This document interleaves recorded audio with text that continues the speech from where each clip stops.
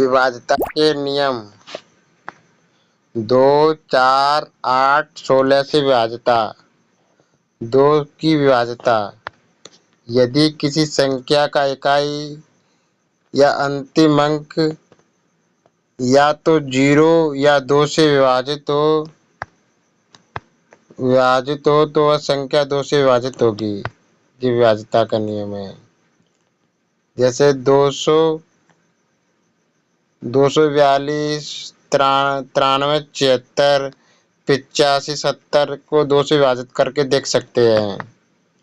इसी प्रकार 4 की विभाज्यता का नियम यदि किसी संख्या के अंतिम अंक इकाई या दहाई या 00 हो या 4 से विभाजित हो तो वह संख्या 4 से विभाजित होगी।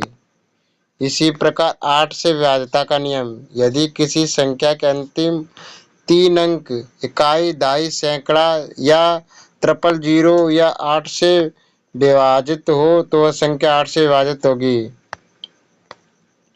इसी प्रकार 16 की विभाज्यता का नियम यदि किसी संख्या के अंतिम 4 अंक इकाई, दहाई, सैकड़ा, हजार या 4 जीरो हो या 16 से विभाजित हो तो वह संख्या 16 से विभाजित होगी।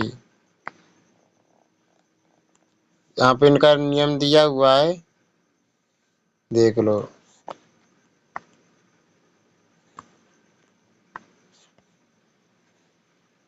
अब इसी प्रकार 3 से विभाज्यता के नियम दे 3 से विभाज्यता का नियम है यदि किसी संख्या के अंकों का योग 3 से विभाजित हो तो वह संख्या 3 से विभाजित होगी।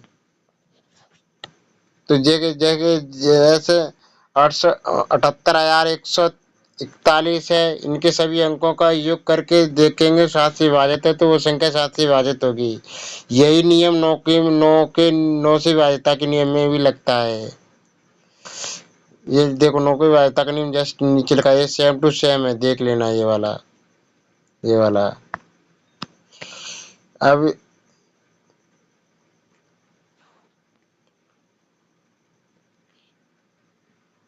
अब आता है अंकीय योग यदि केवल शेष फल की स्थिति जब इसे 9 से विभाजित किया जाता है अर्थात अंकों का योग 9 से विभाजित है, वही नियम है।